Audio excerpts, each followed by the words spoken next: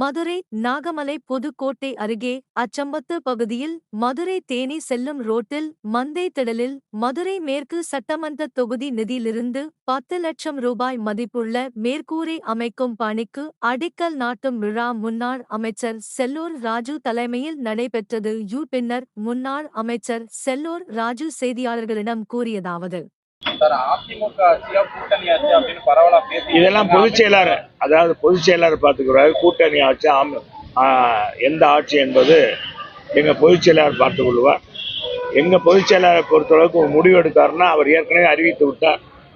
அதிலிருந்து ஏதாவது நீங்க கூட்டணியை பற்றி இந்த ஆட்சியை பற்றி கேட்கணும்னா எங்க பொதுச் செயலாளர் இடத்துல நீங்க கேட்டுக்கணும். மற்றது நாங்க அவர் இப்படி சொன்னார், இவர் இப்படி சொன்னார் அப்படின்னு சொல்லி எல்லாம் சும்மா குழப்பத்தை ஏற்படுத்தாம இந்த கூட்டணி ஆட்சி அமைப்பது குறித்து ஏற்கனவே அமித்ஷாவிடம் பேசியது குறித்து எங்க பொதுச் செயலாளர் தெளிவாக சுட்டி காட்டி விட்டார். நீங்க அதை பற்றி விவரம் கேட்கணும்னா எங்க பொதுச் செயலாளர்லாம் கேட்கணும். மற்றது ஏதாச்சும் நீங்க மற்றதுக்கெல்லாம் நான் சொல்ற கேள்வி. குறிப்பா அமித்ஷா மேற்கு தொகுதி கிழக்கு தொகுதி 2 தொகுதியை குறி வச்சுதான் நிர்வாகிகளை சந்திச்சிருக்காருன்னு சொல்றாங்க. உங்க தொகுதி எதுவும் கேட்டுக்கிறதுக்கு வாய்ப்பு இருக்கா? பாஜக பொதுவாக இந்த அரசாங்கத்தை பத்தி நான் இது ஒரு பொது நிகழ்ச்சி, இதுல சொல்லுங்க அந்த அரசாங்கத்துடைய குறைகள்.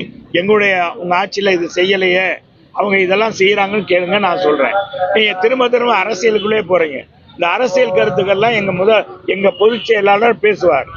எங்களுக்கு சொல்லியிருக்கிறதே என்னன்னா, இப்போதைக்கு அரசியல் கருத்துக்களை யாரும் சொல்ல வேண்டாம், அரசியல் கருத்துக்களை நான் சொல்லிக்கிறேன் அப்படின்னு சொல்லியிருக்காங்க.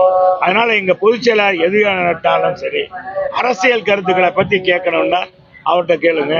அரசாங்கத்துல என்ன குறைபாடு பண்ணணும், இந்த அரசாங்கத்துல என்ன மேன்மைப்படுத்திருக்காங்க அப்படின்னா வேணா கேளுங்க, நான் சொல்றேன்.